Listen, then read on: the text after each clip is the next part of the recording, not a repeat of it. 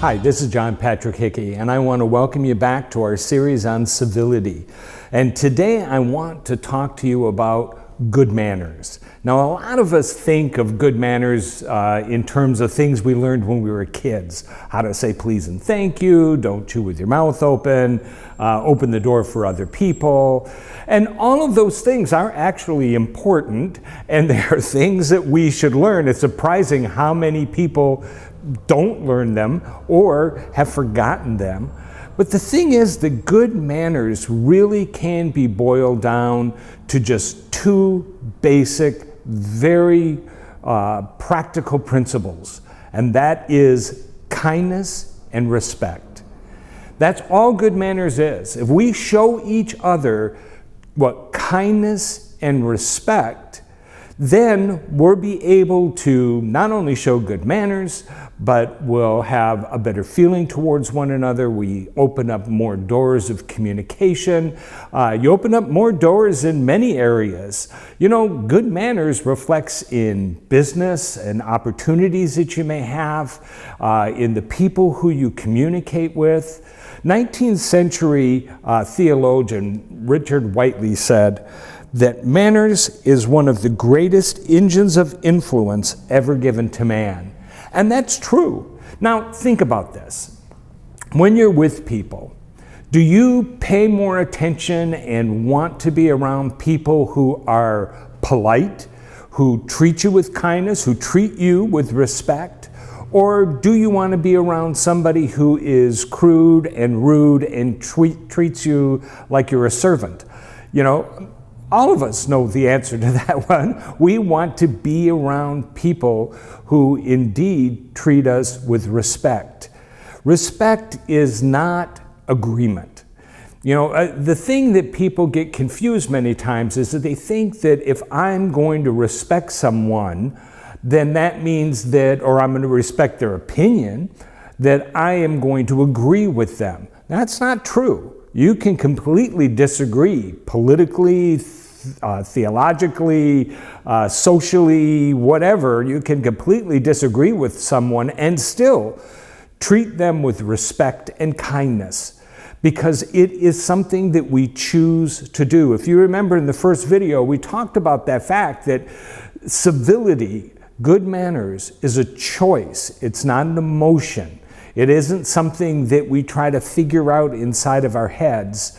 And how do I feel about you? What do I think about the things you say? We can completely disagree, still be respectful and very civil towards one another. Now, when we're looking at young people, so often we want to teach our children how to have good manners. And again, we think in terms of what are they going to behave, how they act at the table, and how they act in school.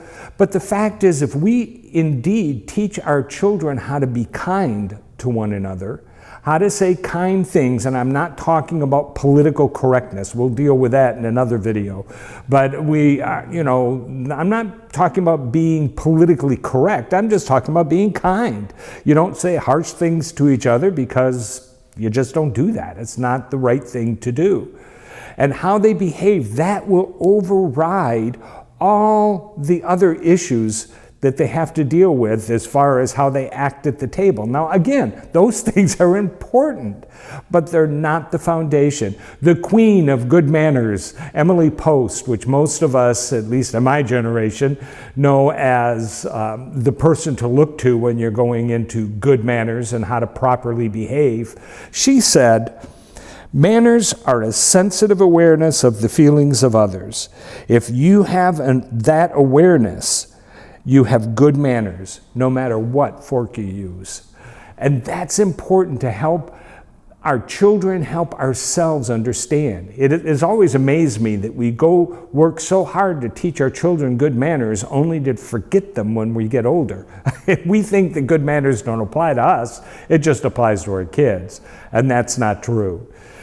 Remember that how you treat other people is where manners really has its foundation.